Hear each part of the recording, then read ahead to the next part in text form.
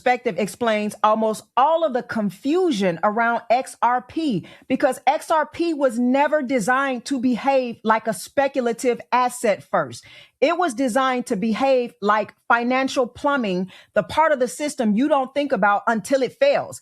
And when you understand that, price action stops being the main signal and function becomes the focus. So let me help you to understand how institutions define value and not price. When large financial systems break, they don't break because prices fall. They break because money can't move. They also break because settlement takes too long, liquidity fragments, slippage increases, and counterparty risk explodes.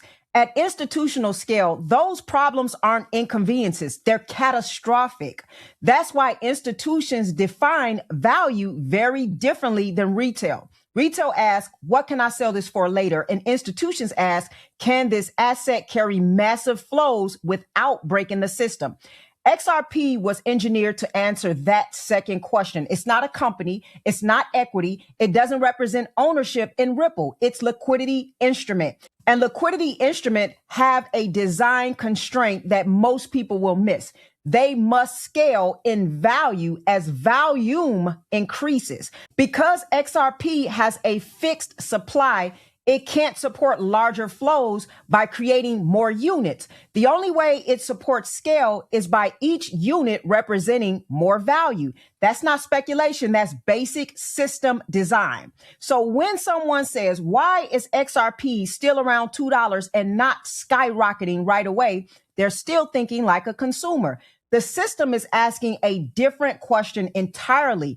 Can this asset support global liquidity when stress hits? And that's why the build happens first, long before the price reflects it. I'm going to keep saying this so I can recalibrate you back to what's important. Now, when it comes to XRP, here's why certainty matters more than perfection. And that's what everybody is looking for. So when systems are under pressure, decision makers don't look for perfect solutions. Believe it or not, they look for certain ones. In moments of financial stress, currency instability, liquidity crunches, geopolitical shocks, speed, and certainty matter more than theory. This is where most people misunderstand what regulatory clarity actually means. Institutions are not waiting for a perfect global rule book to be written.